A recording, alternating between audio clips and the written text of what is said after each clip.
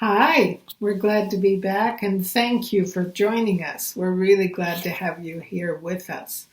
I want to talk about one dish meals because I realize if you want to make a change to more high nutrient density, this is one of the easiest ways there is. What I've got for the recipe today is a beautiful lentil vegetable soup, heavy on the veggies. And if when you make a soup like the one today, you think about putting in dark leafy greens, because the dark leafies, kale, collards, cabbage, sometimes spinach, use it sparingly, bok choy, sometimes chard, use it sparingly. The main reason for spinach and chard is because it has a lot of oxalates. And so those oxalates draw minerals from the body. They're good foods, but don't use them all the time. And then add your lentils and everything you've got in the fridge that you want to use up. Like in this soup, I use carrots, broccoli, cauliflower. Actually, it was broccolini. I can't think of everything now, but there were a lot of veggies in there. It's so yummy. And it's a way to make enough of a whole meal in one pot that you can use it for 2 or 3 meals. And it's so delicious. So check the recipe out below.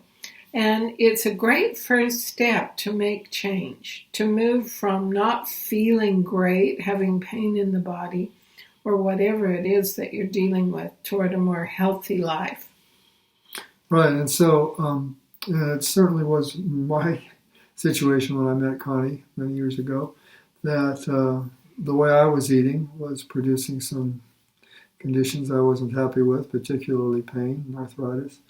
And I was fortunate to have someone who would cook for me and kind of make that transition with me.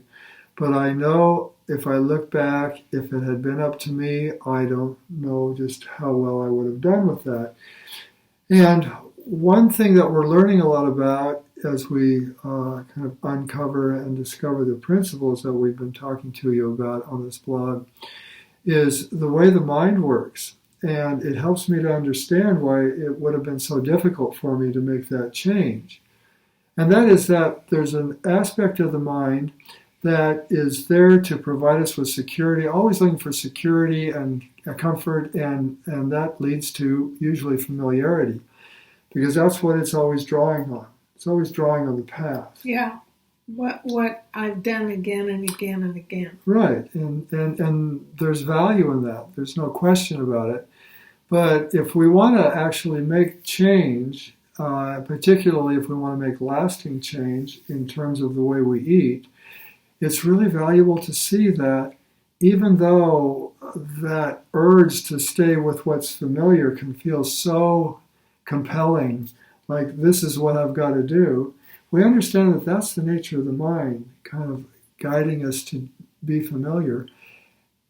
Then we can hold it more lightly. At least for me, it's like I'm a little more open to explore and give something a try.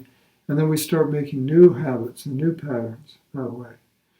So, it's just so valuable to see that the kind of urges and surges that come up around diet and having things familiar is just the mind, kind of like having someone in the back seat of the car, kind of giving us suggestions on how to drive.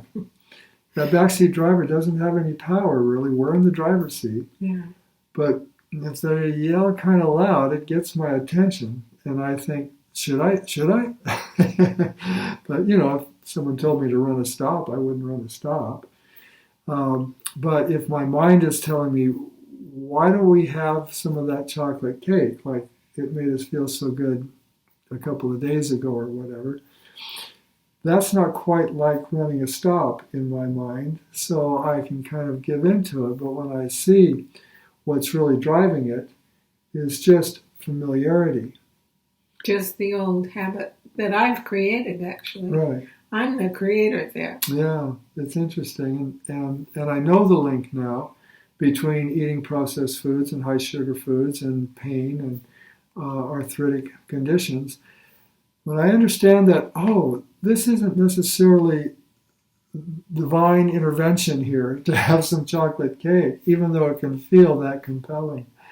When I understand that it's just the nature of the mind to keep me on track, to keep me with what's familiar, to keep me safe, then I can hold it a little more lightly and go, maybe not the chocolate cake this time. Maybe I'm not going to run that stop sign. And it really makes a big difference. Yeah, so give the dish below a try, because it's a great way to take your first step into high nutrient density and love the taste. We're glad you're here. Give us a comment below or click on Contact Me above if you have any questions or comments. We'll get right back to you. Have a wonderful week. See you next week. Bye-bye.